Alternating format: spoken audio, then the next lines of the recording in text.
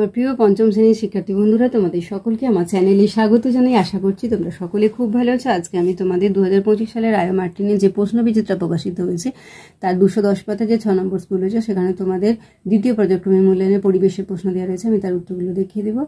ইতিমধ্যেই যারা চ্যানেলটিকে সাবস্ক্রাইব করে নিয়েছো তাদের সকলকে অসংখ্য ধন্যবাদ জানাই। আর যারা নতুন দেখছো তারাও চ্যানেলটিকে সাবস্ক্রাইব করে নিয়ে সাথে থেকো। চলো তাহলে শুরু করছি।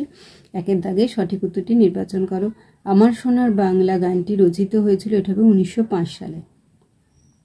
গাঙ্গেয় সমভূমির উচ্চতা সমুদ্র জলের তুলনায় এটা হবে 10 থেকে 15 মিটার। স্বামী বিবেকানন্দের বিদেশিনী শিষ্যার নাম ভগিনী নিবেদিতা। মাস্টারদা নামে পরিচিত ছিলেন সূর্য সেন। একটি লুপ্তপ্রায় মাছ হলো ন্যাদোষ। রেশম কীট পালনের জন্য যে গাছের চাষ করা হয় তা হলো তুঁত। দুয়ের শূন্যস্থান পূরণ করো। পৃথিবীর ছাদ বলা হয় পামির মালভূমিকে। গঙ্গা নদী হলো একটি নিত্যবহ নদী। ভারতবর্ষ স্বাধীন হয় 1947 সালে। ধান কাটা ও ঝাড়ার আধুনিক যন্ত্রের নাম হারভেস্টার। মাতঙ্গিনী হাজরা গান্ধী বুড়ি নামে পরিচিত। নিচের প্রশ্নগুলির একটি বাক্যে উত্তর দাও। রাঢ় শব্দের অর্থ কি? পাথুরে জমি। ল্যাটেরাইট মৃত্তিকার রং লাল হয় কেন? এটা আমি একটু ক্লাস 6 বই থেকে দেখিয়ে দিচ্ছি, ভূগোল বই থেকে। এখান থেকে তোমরা এতটা লিখবে, যে ল্যাটেরাইট মাটি আছে এখান থেকে এতটা লিখবে। আচ্ছা, অতটা না লিখে তোমরা লিখবে যে ল্যাটেরাইট মাটিতে লৌহ অক্সাইডের উপস্থিতির জন্য এই মাটির রং ইটের মতো গাঢ় লাল হয়। এটুকু লিখলেই হবে। কোন গাছের পাতা দিয়ে থালা বাটি তৈরি হয়? লিখবে শাল। কার জন্মদিন শিক্ষক দিবস হিসেবে পালন করা হয়? 93 পাতাতে দেখে নেবো আমরা।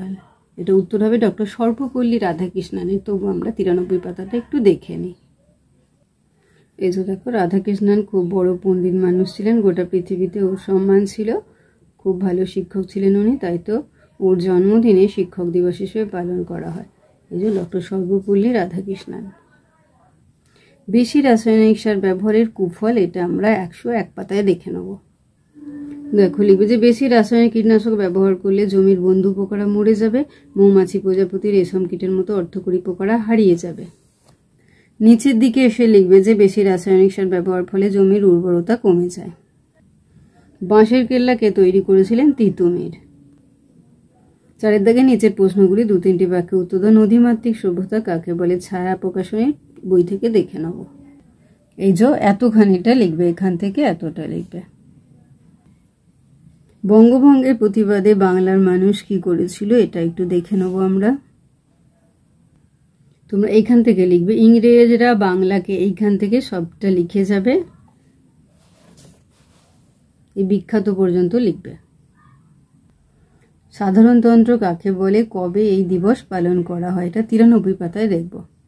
আচ্ছা, আগে আমরা সাধারণতন্ত্র কাকে বলে ছায়া প্রকাশনী থেকে দেখে নিই, তারপর পালন করব কেন তোমাদের টেক্সট বইয়ের 93 পাতা থেকে দেখব। দেখো, সাধারণতন্ত্র কথার অর্থ হচ্ছে সাধারণ মানুষ দেশ চালাবে। সাধারণতন্ত্র দিবস কেন পালন করি? তোমরা এই সাধারণতন্ত্র থেকে দিবস পর্যন্ত লিখবে। তোমাদের বই 93 পাতায় রয়েছে এটা। পরের প্রশ্ন দেখে নেব। লুপ্তপ্রায় মাছ সংরক্ষণের কয়েকটি উপায় আলোচনা করো। আমরা একটু ছায়া প্রকাশনী থেকে দেখব।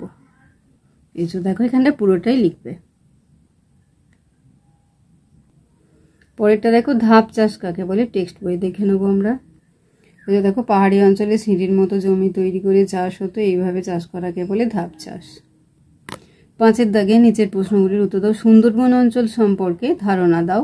এটা টেক্সট বইয়ের 71 এবং 72 পাতা থেকে দেখব। দেখো, লিখবে যে গাঙ্গেয় সমভূমির দক্ষিণ অংশটা বিরাট বন, সুন্দরবন। তার বেশিরভাগটাই বাংলাদেশে উত্তর 24 পরগনার অল্প কিছু অংশ আর দক্ষিণ 24 পরগনার দক্ষিণ পূর্ব দিকের প্রায় পুরোটা জুড়ে সুন্দরবন। এই অঞ্চলের ভূমির ঢাল খুব কম। তারপর লিখবে যে বাঘ ও সুন্দরী গাছ এখানকার বিখ্যাত। তারপর রয়্যাল বেঙ্গল টাইগার বিখ্যাত। এই বনের সবচেয়ে বিখ্যাত প্রাণী আর উদ্ভিদ বাঘ। এটা খুব নিচু জায়গা, শুধু নদী আর নদী। মাতলা, বিদ্যাধরী, কালিন্দী, রায়মঙ্গল চলাফেরা করতে গেলে বারবার নৌকো চড়তে হয়। তারপর লিখবে যে এই যে মাতলা, বিদ্যাধরী, কালিন্দী, রায়মঙ্গল নদীগুলো সব বঙ্গোপসাগরে পড়েছে। মাটিতে খুব নুন, মাটিতে বালি কম, কাদার ভাগ বেশি, মাটির তলায় জল নোনতা। তারপরে একটু নিচের দিকে আসবে, লিখবে যে প্রচুর পলি মাটিওয়ালা জল ভাগীরথী, পদ্মা ও অন্যান্য নদী দিয়ে বয়ে যেত। এই অঞ্চলে ভূমির ঢাল কম, তাই সেই পলি জমে জমে দ্বীপ তৈরি হয়ে যায়। তারপর বন, এইভাবে 7-8 হাজার বছর ধরে এই বন গড়ে উঠেছে। নদীর জল আর সমুদ্রের জল মিশে আছে এই অঞ্চলে। তারপরে ওই ঈষৎ নোনা জল আর কাদায় জন্মা এক ধরনের গাছ, তাদের দুরকম মূল। মাটির গভীরে যায় ঠেস মূল, তা গাছকে মাটিতে আটকে রাখে। আরেক রকম মাটি মূল থেকে উপরে ওঠে, তার সাহায্যে বাতাস থেকে অক্সিজেন নেয় গাছ, তাকে বলে শ্বাসমূল। এই ধরনের গাছকে বলে ম্যানগ্রোভ জাতীয় গাছ। এখানে গেওয়া, বাইন ও গড়ান গাছ হয়, সুন্দরী গাছও হয়। এগুলো ম্যানগ্রোভ গাছ। এছাড়াও হেতাল এবং গোলপাতাও এখানে দেখা যায়।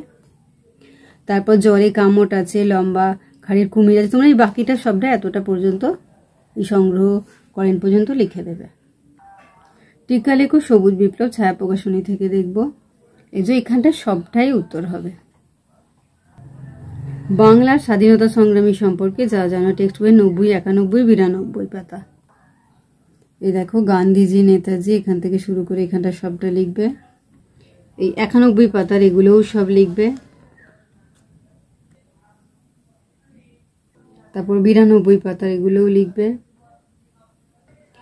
আমার প্রিয় পঞ্চম শ্রেণীর শিক্ষার্থী বন্ধুরা, আজকে তোমাদের আমি 2025 সালে রায়মার্টিনে যে প্রশ্ন বিচিত্রা প্রকাশিত হয়েছে তার 210 পাতা যে 6 নম্বর স্কুল রয়েছে, সেখানে তোমাদের দ্বিতীয় পর্যায়ক্রমে মূল্যায়নের পরিবেশের প্রশ্ন দেওয়া রয়েছে। আমি তার উত্তরগুলো দেখিয়ে দিলাম।